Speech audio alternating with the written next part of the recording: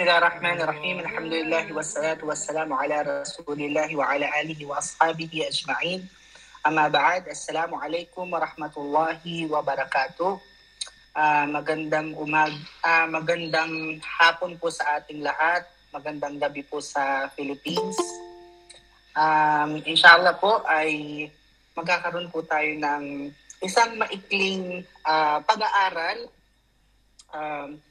Usually, ang pinag-aaralan po natin is yung mga Islamikong kaalaman.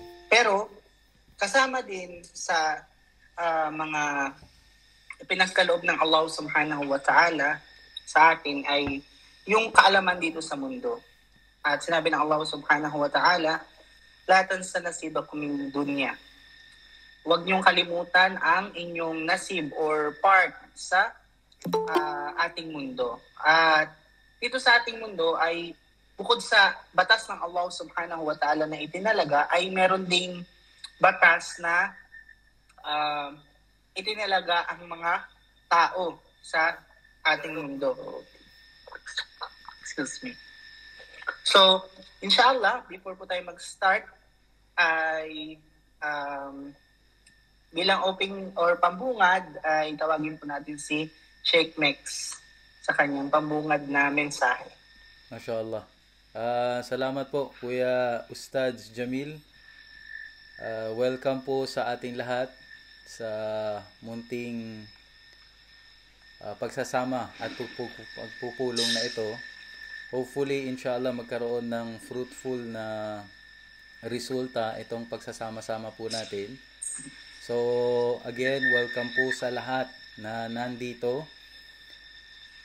Itong initiative na ito ay initiative ng Jama'ah ng Al-Khur para po, tulad ng sabi ni Ustaz Jamil, ang pag-aaral po natin ay hindi lang po always sa Islam, bagkus sa pag-aralan din natin yung mga batas na kung saan tayo napapabilang na lugar.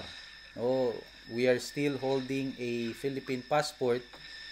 So, siguro nararapat lang alamin kung ano yung mga batas, karapatan na meron tayo na ibinigay sa atin mismo ng ating gobyerno. Maraming mga pagkakataon na kinakailangan natin alamin ano yung mga limits, ano yung mga ibinigay na karapatan sa atin ng gobyerno para hindi tayo makalagpas, or kung meron mang mangyayari sa atin, alam natin kung hanggang saan tayo pwedeng humingi ng ating karapatan. So, inshallah, hindi na natin patatagalin. Nagpapasalamat tayo kay Attorney Namla dahil isa siya sa mga, mashallah, alhamdulillah, mga advocates ng magbibigay kaalaman regarding dito sa mga karapatan natin bilang mga citizen ng Philippines. So, jazakumullahu khairan, barakallahu fikum, Mr. MC.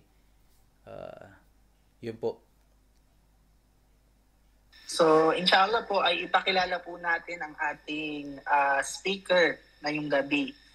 So, para mag-tackle po siya ng topic natin ngayon, ang ating topic ay Essential Legal Insights for Filipino Muslims, Understanding the Law of the Land. This afternoon, it is our privilege to introduce a passionate advocate for justice, human rights, and community development. He earned his bachelor's degree in management accounting from the Ateneo de Zamboanga University in March 2012.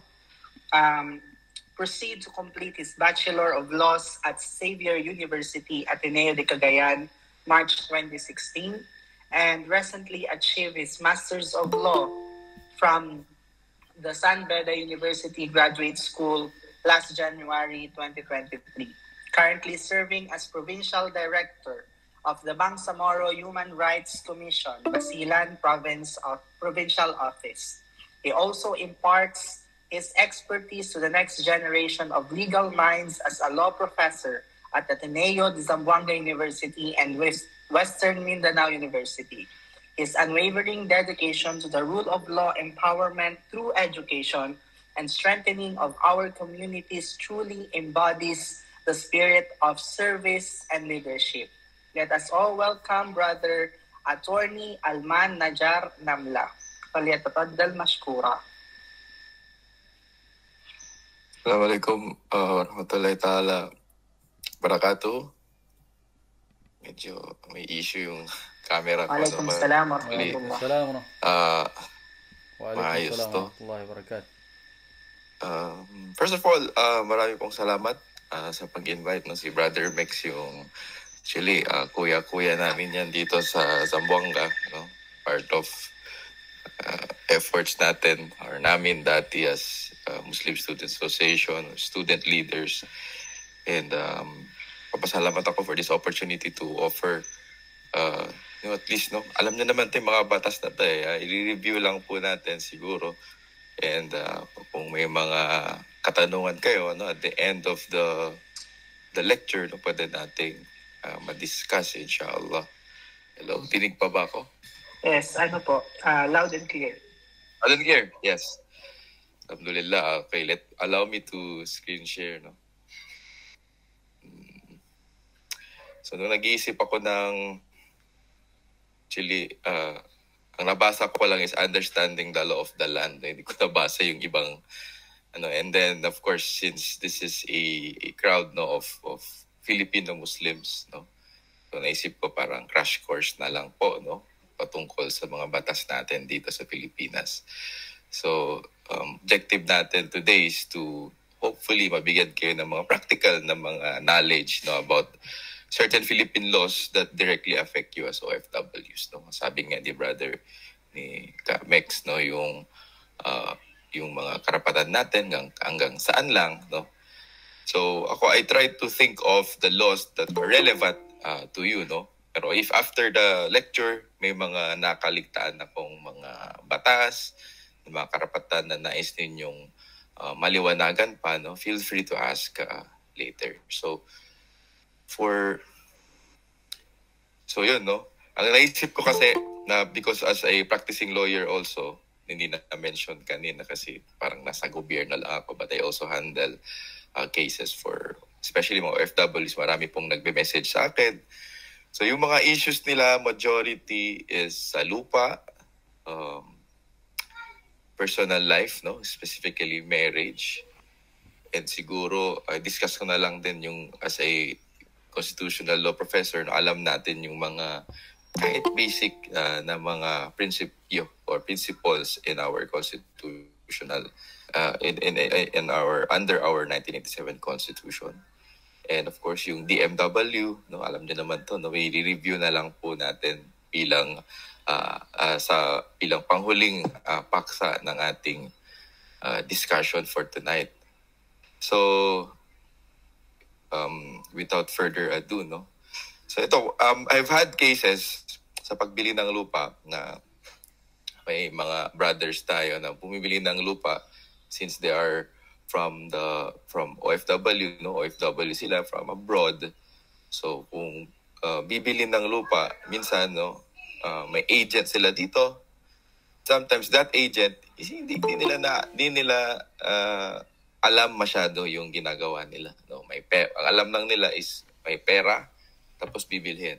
So maraming mga mistakes, no, mga pitfalls ang nangyayari. Hindi nila nakikita na mali pala, hindi na survey yung lupa.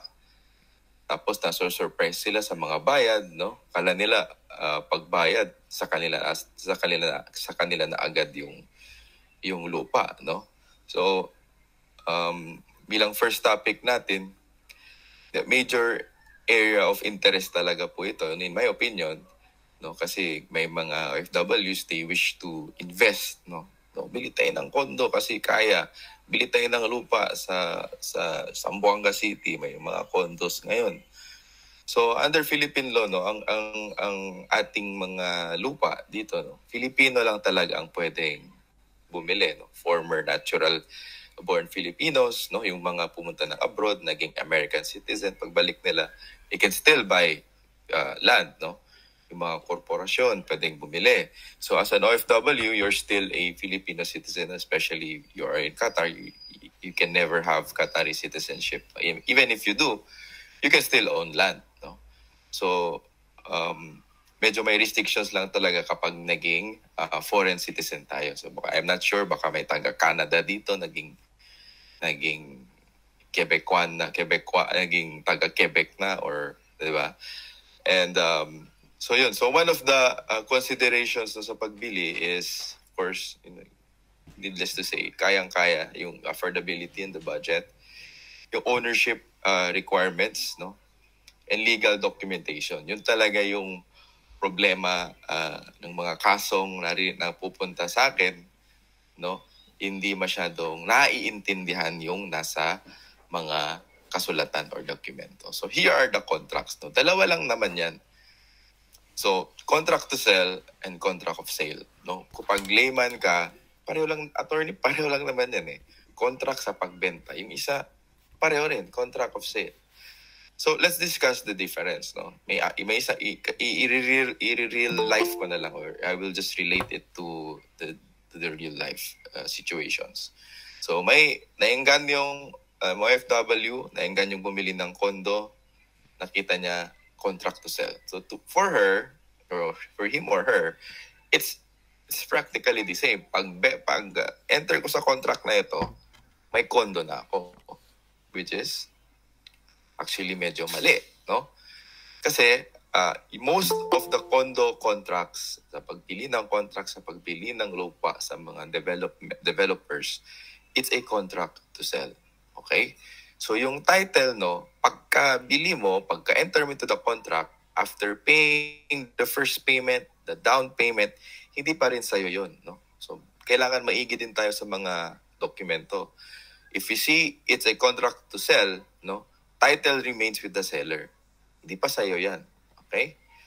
So mauobliga lang yung seller, yung developer, yung condo to give you, or the condo developer to give you the title, no? Para maibigay sa iyo yung possession and ownership, no?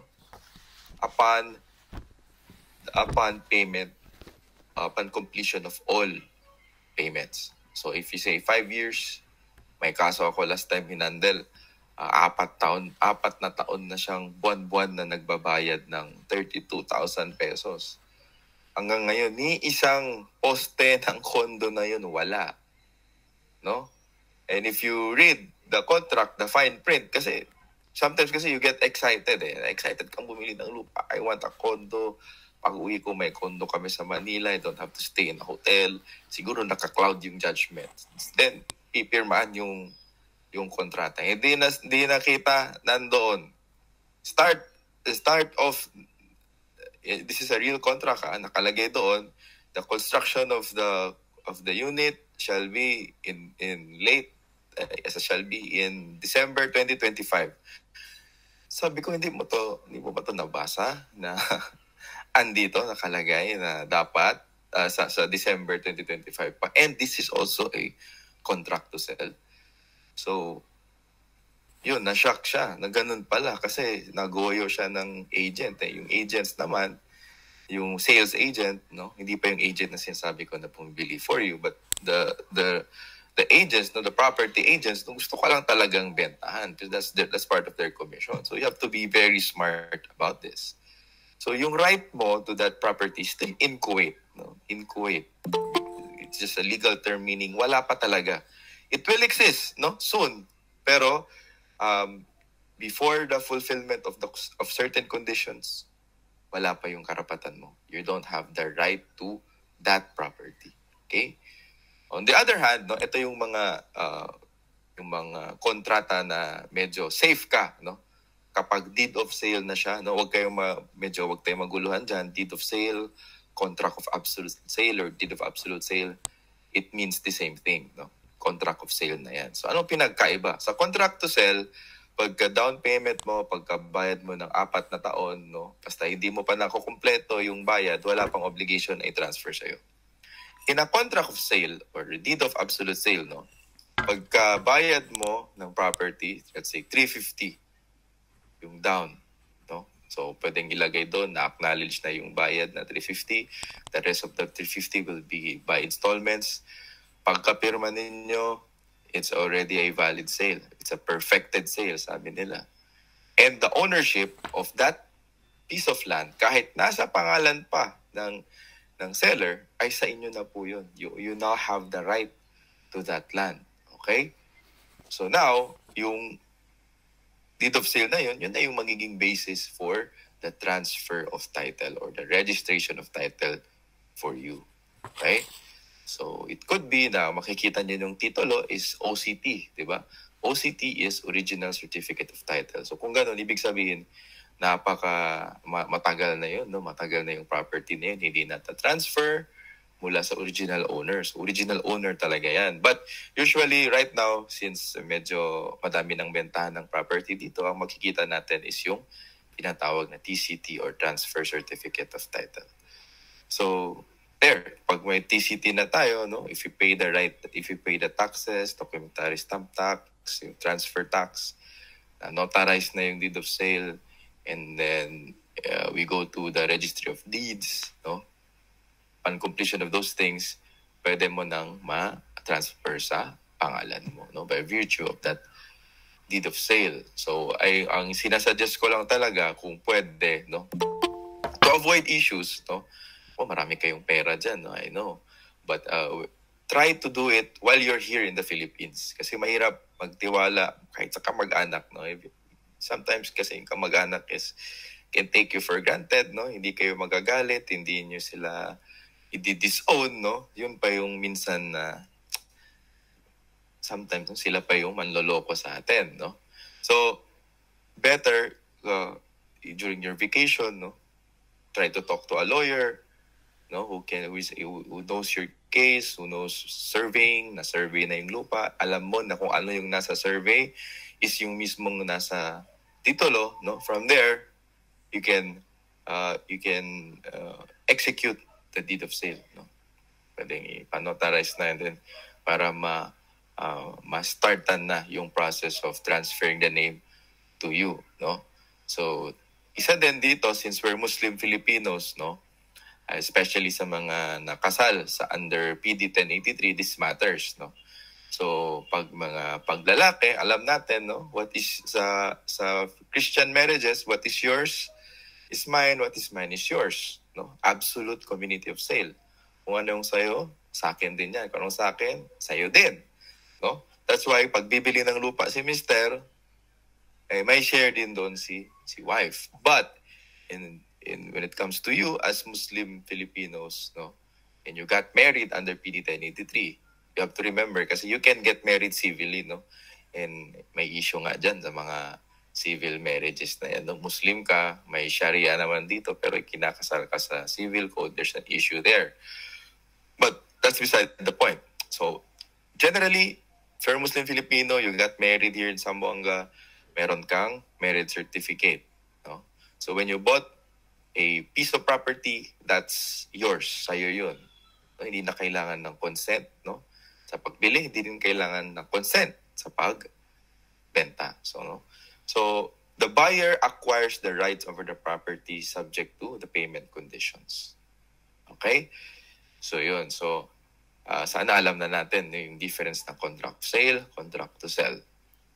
Okay? Yung contract of sale, pwede yan sa mga fully furnished na condo, no? Nakikita mo na yung condo, andun talaga, kompleto yung papeles. That can be a subject of a contract of sale, no? Pwede ding motor, sasakyan, no? That can be made subject of a deed of sale. Okay? So, understanding the contract is critical talaga. So, minsan, kawawa din talaga pag hindi mo alam. Imagine paying religiously for 4 years. You paid the down. You paid monthly, around 30,000. Sa sacrifice ka, you thought there's something already concrete to see. Kahit man lang pintuan or layout. So, because it's a contract to sell, wala. Okay, so you have to be very meticulous. You have to be really smart with the contracts. You have to be able to read into these contracts. So, common mistake is yun nga, contract to sell automatically gives you ownership, which is wrong. Okay? Always read the contracts and clarify the terms before signing anything. Kasi minsan, kahit magaling yung lawyer mo, if nakita nila na nasa kontrata, you signed this, notarize pa, wala. The lawyer, you are just as helpless as the lawyer. So yun po, no? I hope na klaro natin. Okay, so ito nga, no, simplify lang natin. So ownership transfer, if after full payment, tsaka magta-transfer. Contract of sale upon agreement or as stated in the contract.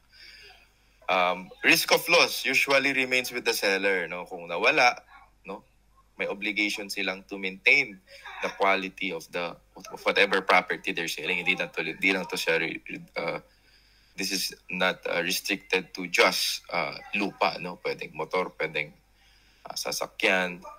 So similarly, yung risk of loss kapag nabili mo na under contract of sale sa'yo. Okay? The remedies, seller can cancel if terms are not met. Ito yung masakit, no? Nagbabayad ka na ng 40 months, for example, 32,000, and then you failed to pay how many months, no? Although may involved na batas dito, no, under our Maseda law, no? But simply put, pwede pong i-cancel, no? May cancel and then may grace period na pwedeng i-apply para mabayaran mo muna, no, bago i-cancel yung kontrata. But if it's stated there that non-payment of a few ilang months, no, pwedeng ma-forfeit ang bayad. So sayang lang. Okay? On the other hand, no, buyer, sa contract of sale, buyer can demand specific performance or damages. So kung hindi transfer, no, yung lupa, no, doon pa rin siya nakatira. Ay sir, pwede kayong umalis na dito? Then, ay wait lang po, dito pa kasi kami, blah blah blah. That can lead to a lawsuit, no? Kasi nabili mo na, sa'yo na yung lupa. But of course, we always encourage as lawyers to always practice being soft-spoken, kausapin ng maayos muna bago tayo magkaso. Okay? I know, mga abogado, minsan, kala natin, no, piperahan tayo, gusto nila mag-file tayo ng case. Actually, it's the opposite. We encourage people to at least ayusin nyo muna. Kung hindi maayos, sige, padalhan natin ng sulat. Okay, hindi madala sa sulat. Okay, punta tayo sa barangay. Hindi kaya sa barangay. Okay, we'll consider natin na mag-file na ng kaso. So, ganun po yung mga abogado. So, we try to settle things, no, amicably even before going to court. Kasi, ang minsan kasi may mga clients tayo, no, na OFW, mainit. Gusto kasuhan agad ng estafa, gusto kasuhan agad ng syndicated estafa kasi nabasa niya sa TikTok na ganito ang remedyo, gusto niya makulong kasi galit na galit siya. We try to calm, to remind, no? Kalma lang, no? We try to send a letter first. Baka doon mismo mas areglo natin yung problema. Okay, so yun, no? So this is for contract to sell. So due diligence, I've discussed this lengthily, no, kung may mga followers ako dito. Na-discuss po namin with Attorney Ibn Ismail Sapayan, which is a friend of mine, no. Pag-usapan namin, baka may mga taga-Sulu dito. Isa sa mga issues natin sa Sulu is yung lupa, no. Namatay na yung nasa great-grandfather pa yung titulo, yung gumagamit is yung apo na, sa kanya napatay na din yung tatay niya. So how do you transfer that, no? Tapos may mga heirs pa yon. So naisip namin, we have to do something, no? At least inform the public kung ano yung problema nun, no? So ang dahilan kasi ng transfer, it could be three things, no, ng lupa, no? It could be pag namatay, no? The moment na malagutan na ng hininga ang isang estate, no, ang decedent, ang property na yon ay sa mga anak na niya or sa mga heirs niya o yung mga tagapagmana. Okay? So that's one way. Through succession, yung pag-transfer ng lupa. Pangalawa, yung mga brothers and sisters natin, no, mahilig silang, they're really generous, nagdo-donate, no? donate to the masjid, donate to a foundation. Pwede pong ganun. The third one is the most common way is yung bumibili or nagbebenta ng lupa. Okay? So, due diligence is really important. This is why we came up with that topic. You have to remind people, do your due diligence kasi ikaw rin ang sasakit ng ulo. And that's why I prescribe to Muslim Filipinos abroad who wants to invest in real property. Make sure na papagkakatiwalaan ninyo yung mga tao nyo dito. And if pwede, kayo mismo yung pupunta dito and you can see it with your two eyes, the said lot. Tapa. So, survey and boundaries. Tapa. Check yung land title. Ngayon, may e-title na tayo tinatawag. It looks like, I don't have a copy with me, pero may nakita ako. E-title na siya. Electronic title na siya. Hindi na siya yung maalikabok na may punit-punit na title na alam natin dati, no? Kopya lang po yun ng title. Now, we have what you call e-titles para mas madali na. No? So, kahit pa paano ang Pilipinas, no, we're a poor country, pero minsan meron din tayong mga improvements like e-titles. Yung lisensya nga dito, yung mga matagal nang hindi nakauwi dito, meron na tayong electronic driver's license. Minsan nagdadrive ako, hindi ko nadala yung lisensya ko. It's on my phone. Okay?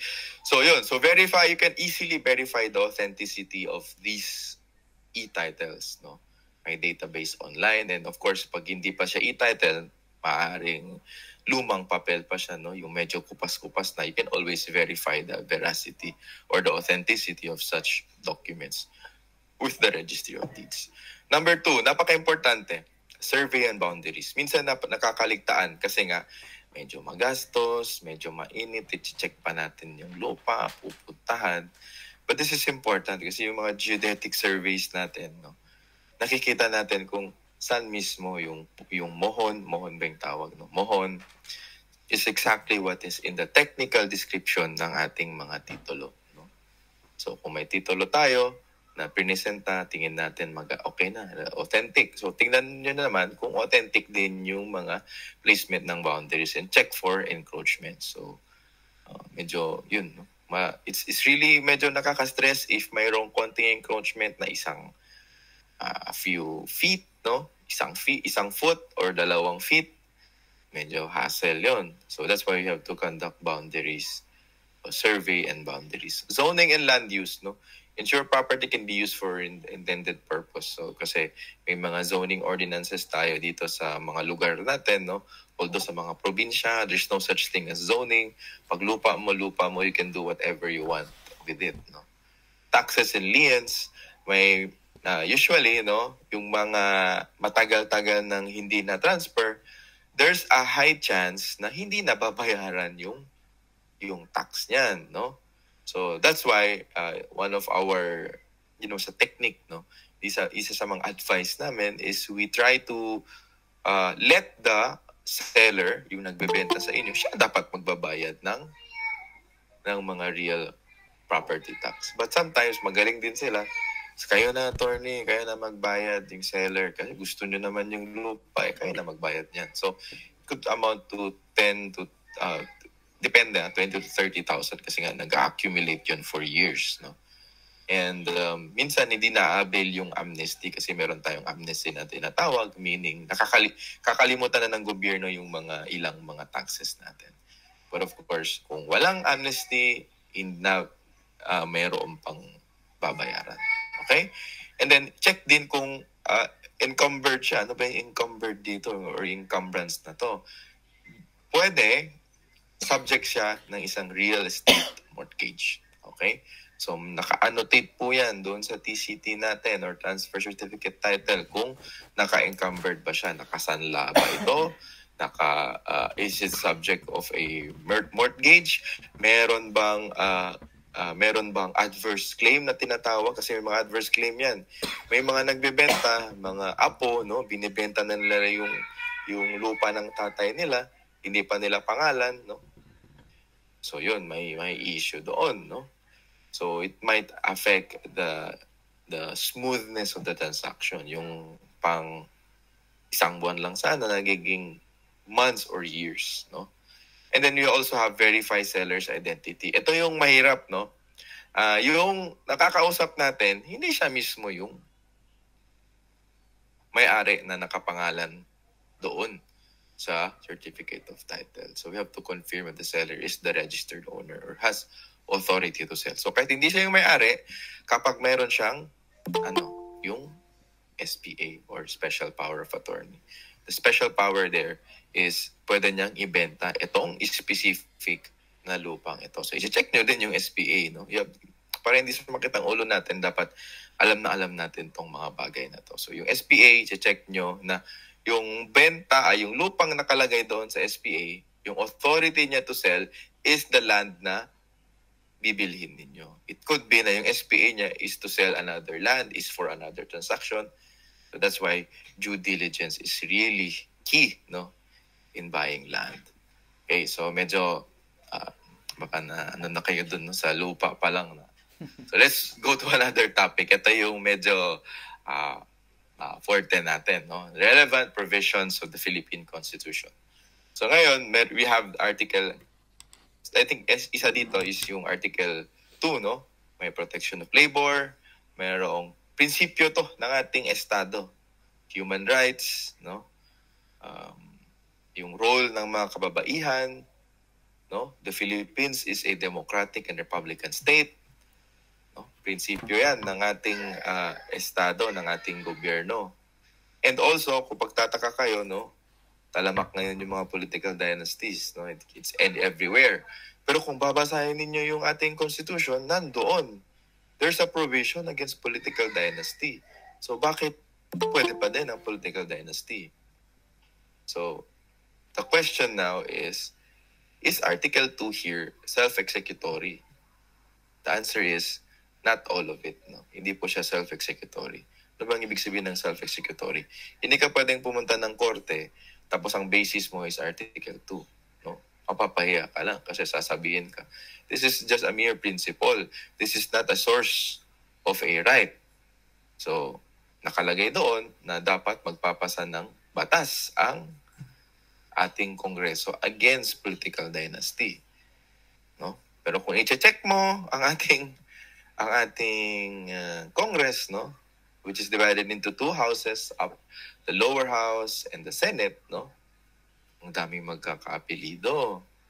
Yung kahit magkaapelido na sila doon sa local government nila, pupunta ka sa probinsya nila, andun yung anak mayor, yung asawa vice governor, yung tito mayor sa isang munisipyo, yung pinsan mayor din, yung mga other pinsan nasa barangay, kapitan, blah, blah, blah, puno ng tarpaulin yung lugar nila. So, wala pa rin tayong batas. So, what do you expect? No? It's a mere, illusion lang ang Article 2. No? It cannot be a source of right at hindi din siya pwedeng i-enforce ng ating president kasi nga, it's not a law. It requires an enabling law. Okay? So, Article 2. Article 3, Bill of Rights. Ito, alam nyo to, due process, no, especially for Muslims. Marami pa rin, unfortunately, no, marami pa rin mga karapatan natin, no, bilang mga Muslims ang nababiolate. No. You can take it from me as someone who is practicing human rights in Basilan, no, and alam na din natin yung sitwasyon ng mga taga-Sulu and Tawi-Tawi. No, andun pa rin, especially if yung mga raids, minsan wala pa ring warrant, no? So, yun, nag-illegal search. Then from that illegal search, may nahanap ng granada, inaaresto yung tao, no? Minsan, babae pa, no? Yung asawang babae ang andoon sa bahay na saktuhan. So, dala pa yung bata pati yung mga anak niya, dala niya pa sa presinto because yun nga, no? The state is violating its own obligations, no, under Article 3. So, dyan sa Bill of Rights na yan, kung babasahin natin, napakadami, no? Hindi pwedeng kunin ng ating mga properties without due process. Hindi tayo pwedeng makulong without due process. And yung mga just compensation, kapag kukunin, for example, yung bahay natin, no, gagawing road expansion kasi dito sa Zamboanga, masikip na yung mga daan. Baka pwedeng i-expropriate ang lupa ninyo under the Bill of Rights. Pwedeng gawin yon, pero dapat babayaran tayo. Okay, may bayad dyan. So yun, and yung mga freedoms natin, no, as Muslims, no, we have the right to freely express ourselves in our religion, no, freedom of religious expression. Okay, merong separation of church and state, and so on and so forth. Article 12 naman, no, nakalagay dyan, ownership of certain resources, no, are limited to Filipino citizens. Although meron namang mga leeways dyan, na may mga businesses na pwedeng gawing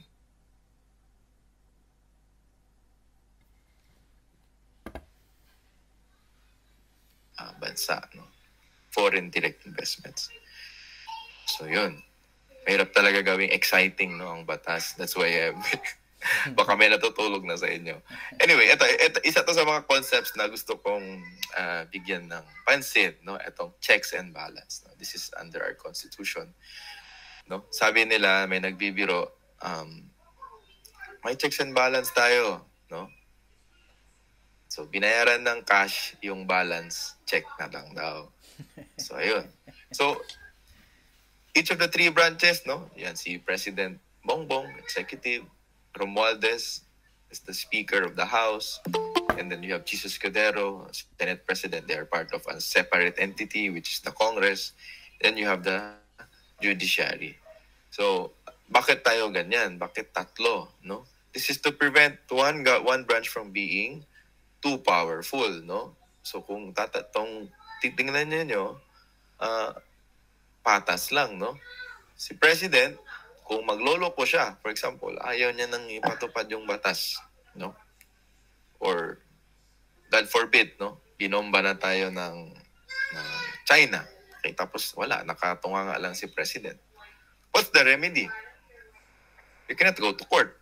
So, ang remedy dyan is yung impeachment. Okay? So, Congress can initiate impeachment para tanggalin si President. So, what if, si Supreme Court naman, nagloloko din yung Supreme Court, no? Gawa lang ng kahit anong batas. Nag-i-interpret lang ng batas, mali-mali pa, no? In favor, hindi na fair, hindi na sila independent. They can also be impeached by Congress. Okay? On the other hand, no? Paano mo naman i-take into account ang ating mga miyembro ng Kamara de Representantes, no, ang ating House of Representatives at ang ating Senate, no? Cases can be filed against them kasi the President is the head of the executive.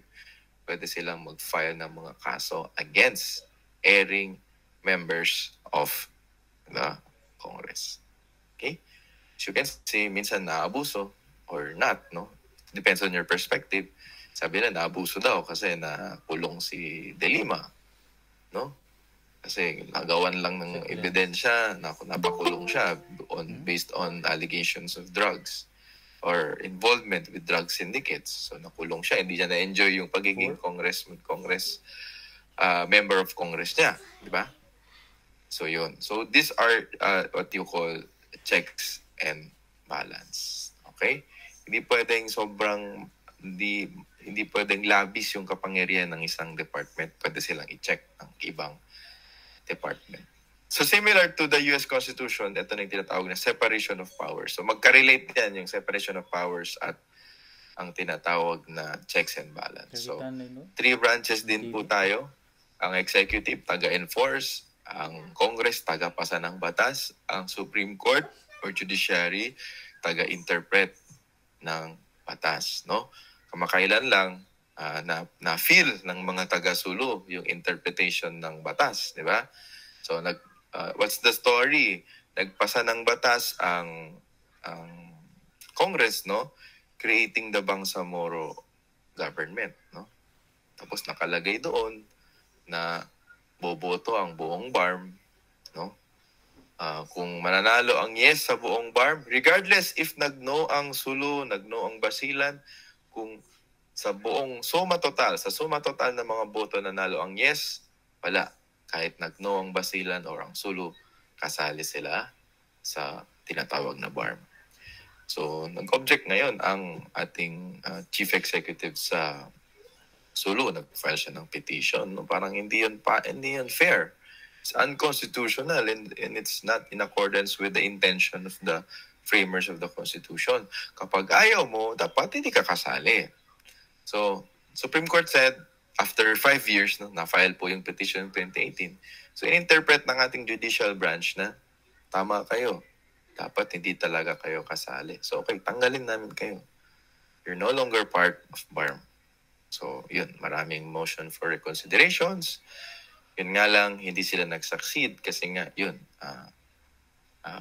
solid yung stand ng Supreme Court na maling-mali yung batas. Ang pwede lang gawin ngayon is kung magpe-plebiscite ulit, no, tatanungin ulit yung mga taga-Sulu kung gusto nila, no, pwede silang pumasok ulit sa BARM. So that's it, no, for the judicial branch. Taga-interpret lang po sila ng batas kung may arguments kung constitutional ba o hindi. Okay? So yun. And that's it, no? As to separation of powers. So sa US, federalism ang gamit nila, no? Which is also one of the mga gusto ng President Duterte dati, federalism. Gusto niya maging the states, no, the regions will become states, no, which share powers with the central government. So in the US, ganito po, no, federal government and the states, no, have a symbiotic relationship. So medyo parang malabo na yun, no. There are other considerations, no, may mga caveat ito kasi hindi po sigurado na masosustain ng mga states yung kanilang mga sarili kasi ngayon pa nga lang, for example, Sulu, no, they say independent na dapat ang Sulu. I don't see it as becoming independent kasi kung titingnan ninyo, 99% na IRA or national tax allotment dependent ang Sulu. So paano ka maging independent kung hindi ka gumagawa ng sarili mong revenues, depende ka sa central government na budget.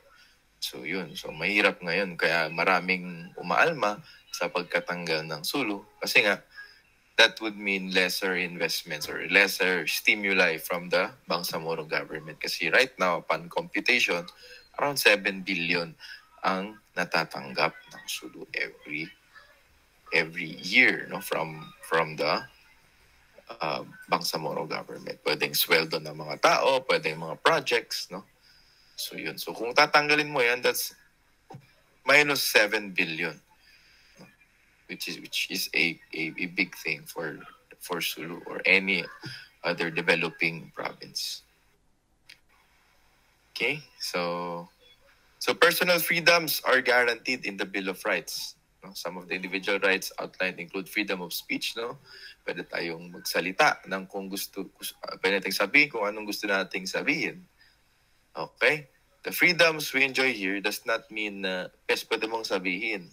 Pero kung libelous na yung sinabi mo, pwede kang kasuhan, pwede kang makulong.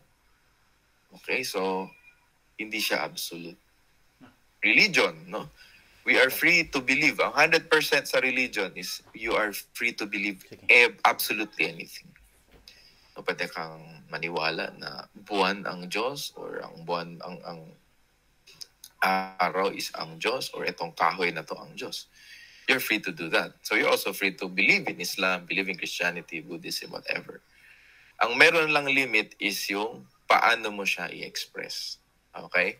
So, kung for example, ang belief mo is kailangan kong mag-offer ng bata para ma-please yung sun god namin. So, hindi na yun. Okay? That is not absolute. You're free to believe, but the moment you try to execute your beliefs, meron ng mga limits dyan. Okay? It's a good thing, alhamdulillah, tayo dito kami dito sa Pilipinas, no? May freedom tayo. You can pray, pwede ka mag-pray, hindi ka haharangan. No? Mahirap lang talaga if we are dealing with private establishments. So pakatandaan po natin, itong mga karapatan sa Bill of Rights, no? Ito po ay mga hangganan sa kapangyarihan ng gobyerno or ng estado. Okay? Ang obligado dito na rumispeto ng ating mga freedom of speech, freedom of religion, press, due process is the government. So mahirap kapag private establishment. Hindi mo pwedeng sabihin, pwede ako mag-pray dito sa loob ng Jollibee or kasi I have freedom, I have religious freedom. That's a public space privately owned by KCC or whatever mall it is, no? So yun yung isa sa mga limitations sa mga rights natin. And then yung due process, no, sa korte, saan man yan, no, sa opisina may due process. Hindi ka pwedeng tanggalin without due process. May security of tenure ka na ginagawa, na ine-enjoy. So these rights cannot be taken away. So hopefully naliwanagan tayo dito. So these are crucial, no? Understanding constitutional principles will not only help you analyze arguments, no, in seminal texts of public advocacy, but it also help you become a more knowledgeable citizen. So I know right now, kung pareho lang nakikita natin sa mga TikTok, no, may isang post about political figure, may isang post about Senate inquiry, congressional inquiry, legal pa ba to? No, it's good to know the constitutional principles behind that. No? So gusto ko lang pag-usapan siguro very quickly yung nangyaring mga quadcoms, no? Basically, the Congress has every right to do that, no? Meron silang karapatan. Nga lang, it doesn't mean that you have an unbridled discretion in disrespecting and in incarcerating people kapag hindi mo gusto yung sagot, no? So yun. So where do you go kapag inaabuso ka na? Punta ka sa Supreme Court, no? I remember nung COVID, yung si Lincoln Ong, no, di sila makasagot. Yung nagbenta ng overpriced na mga mask, na mga PPEs, no, tinawag sila ng Senate, no. Tapos hindi satisfied yung sagot. Hindi satisfied yung Senate sa sagot nila.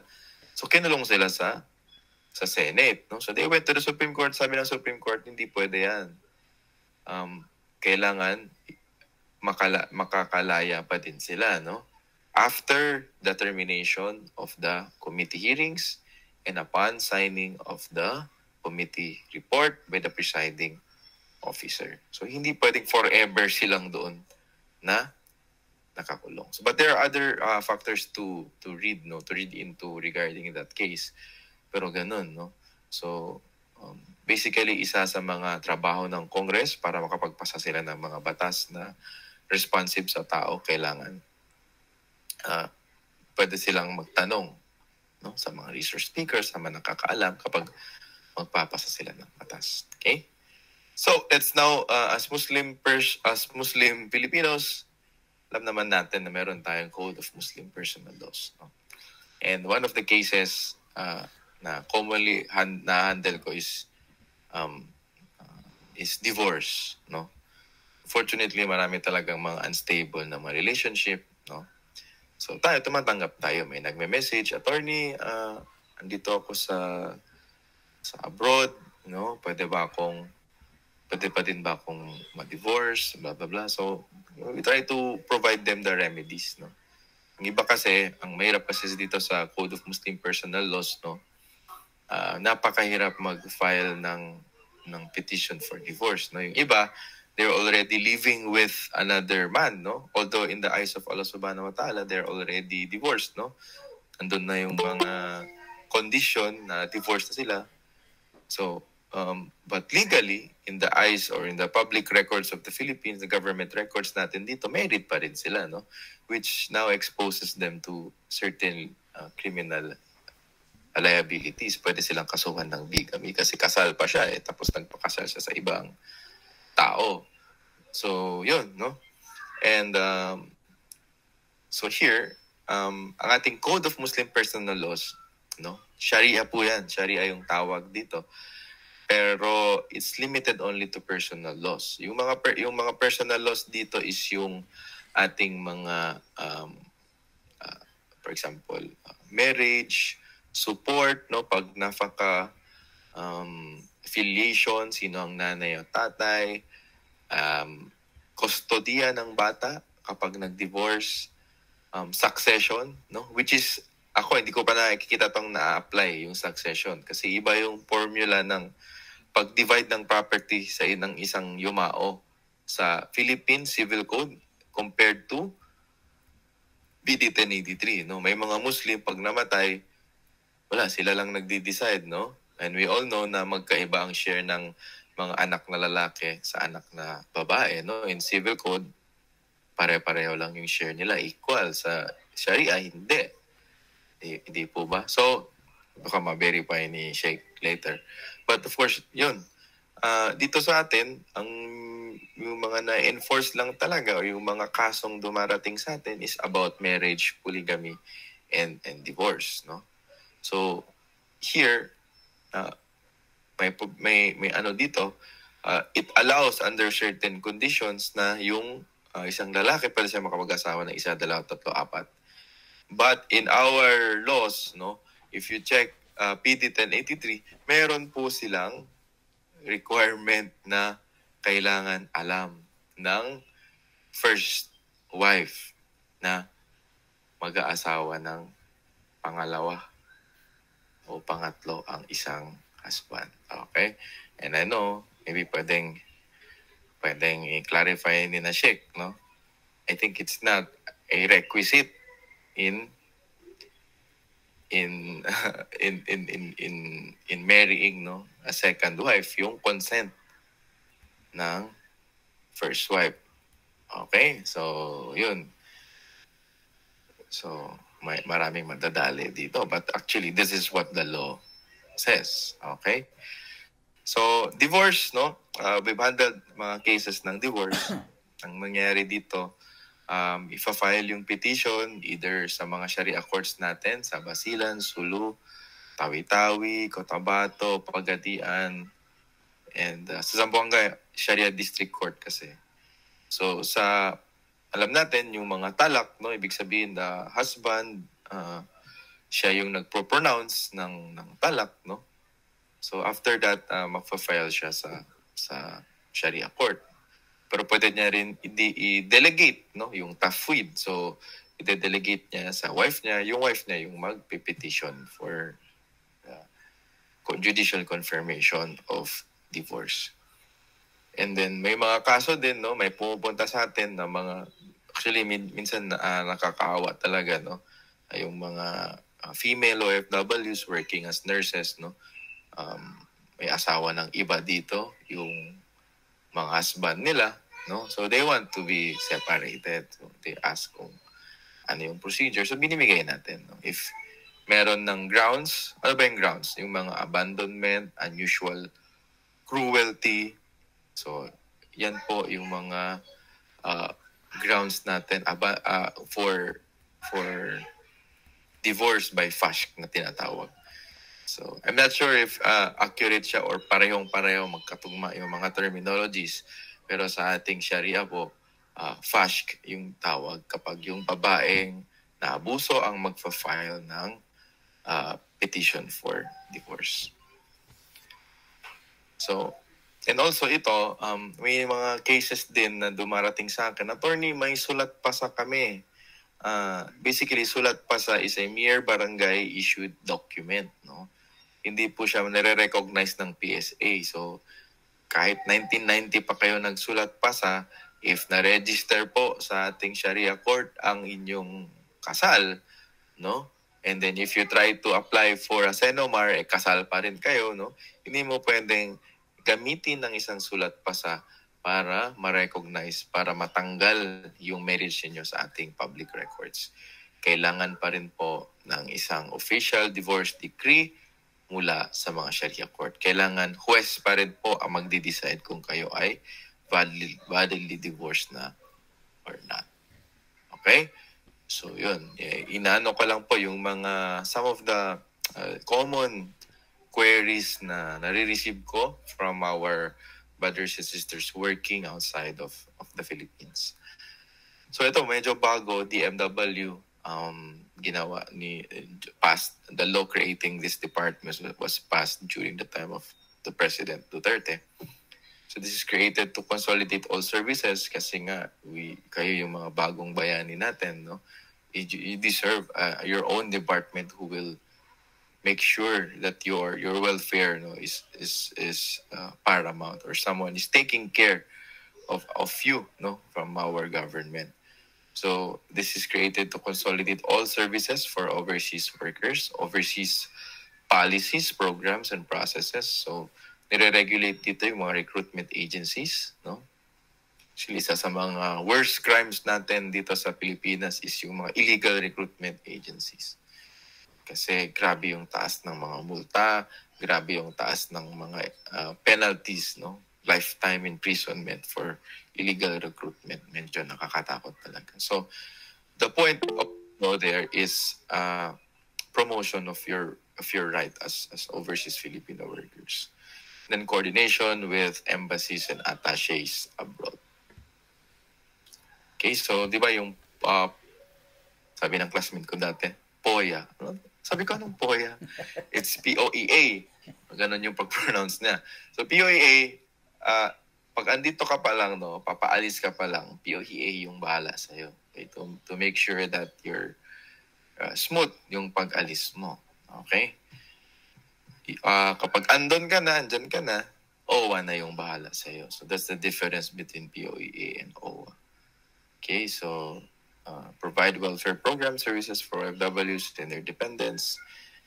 May mga organizations, no, under DMW, yung insurance and health benefits, education and training programs. Okay? So key takeaways, dito na tayo, no? Medyo mabilis lang yung oras, no? 60 minutes na tayo. But ito yung key takeaways natin. Sa real estate, sa mga gusto mag-invest, verify the documents, yung title, yung titulo, yung notarized deed of sale, yung mga tax before bibili, make sure that's taken care of. Understand the difference between contract to sell and contract of sale. Sa constitution natin, na-discuss ko sa inyo, a little bit of political law, no? Make sure na alam natin, no? It's very good. It's always best to have an informed opinion, no? Alam natin yung batas. So kung mag-post man tayo sa Facebook, ano, medyo legal, may legal basis. Land ownership, no, yung mga restrictions natin, na-discuss din natin yung Muslim personal laws, no? As I've said, personal lang po, no?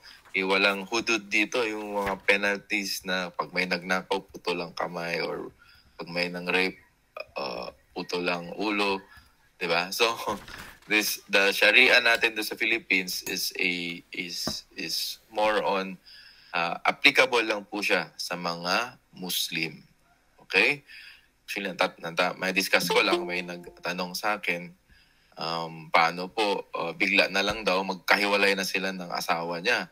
They're both Christians, nakita na lang niya may marriage certificate sila, Sharia. May divorce certificate sila, Sharia. Meron silang decree of divorce from the Sharia court. Sabi ko, I think that's all simulated. No? Nag-shortcut yung asawa niya. So, yung mga ganun. No? Some people are exploiting our Sharia law here in the Philippines. So, dapat mag-observe ng proper procedure for marriage and divorce, no? Yung mga sulat pasa or effect of barangay issued divorce documents. Yung DMW na discuss natin, alam niyo na, nireview ko lang. Yun. So, I think we'll end here, no? So, may takeaway, sana may na-learn kayo, no? The law can be complex, no? Mahirap. Kahit lawyers, minsan, kailangan pa namin basahin pa ulit-ulit yung batas to understand it fully. No? But familiarity is your best defense, no? Kasi in the near future, no, it could be na may mga kamag-anak tayo, no? May mga karapatan silang para maprotektahan po natin yun, kailangan alam natin yung batas, no? Proper legal advice prevents costly mistakes. This is pertinent especially sa mga pagbili ng lupa. No? It involves millions of pesos, millions of your hard-earned money could be out in the window, wala lang, ubos. So, nasa Q&A na tayo. Feel free to ask any questions related to the topics discussed. Magsupon sa Allah khairan. Assalamualaikum warahmatullahi ta'ala wabarakatuh. So, alhamdulillah po ay sala na po dito, inshallah. Ibigay po natin ang huling mensahe mula kay Sheikh Mix, inshallah. Alhamdulillah, jazakumullah khairan po kay Attorney Namla at na pagbigyan tayo ng pagkakataon na i-share yung kanyang expertise, yung kanyang nalalaman para magkaroon tayo ng awareness sa mga rights natin. Supposedly talaga, sabi pa nila, ignorance of the law excuses no one. So, Yes. lahat tayo ay required na alamin yung mga batas. Yun nga lang, alhamdulillah, sa sobrang busy ng iba, hindi nila napaprioritize yung batas, which is na-discover natin ngayon, napaka-importante, no, from the topics na binigay sa atin sa actual na pangyayari. Maraming mga lapses yung nagagawa ng tao because ignorant sila at may pagkakataon na i-exploit yon ng mga taong alam yung batas, no? So, alhamdulillah, hopefully papayagan tayo, bibigyan pa tayo ng opportunity ni attorney na merong part 2 nito. Gawin po nating series ito para sa kapakanan ng karamihan po dahil ako personally, alhamdulillah, marami akong natutunan. Gusto pa natin paramihin pa, lalong-lalo na dun sa mga actual na instances, like for example, meron sa mga kamag-anak natin kinuha, no, dinukot na lang. Ano ba yung pwedeng gawin ng mga citizen na normal na citizen na walang mga kakilala? Ano yung pinaka primary steps na dapat gawin para hindi naman sila makakumit pa ng additional offenses sa government. So, jazakallahu khairan, attorney, mashallah. At saka yung mga audience po natin, hopefully meron po kayo natutunan. Inshallah, magme-message lang po ulit tayo kapag pagbibigyan ulit tayo ni attorney na magkaroon ng part 2. Mashallah. So, inshallah, jazakumullahu khairan, barakallahu fikum, subhanakallahu bihamdik, asyhadu an la ilaha illa ant, astaghfiruka wa atubu ilaik. Assalamu alaikum warahmatullahi ta'ala wabarakatuh.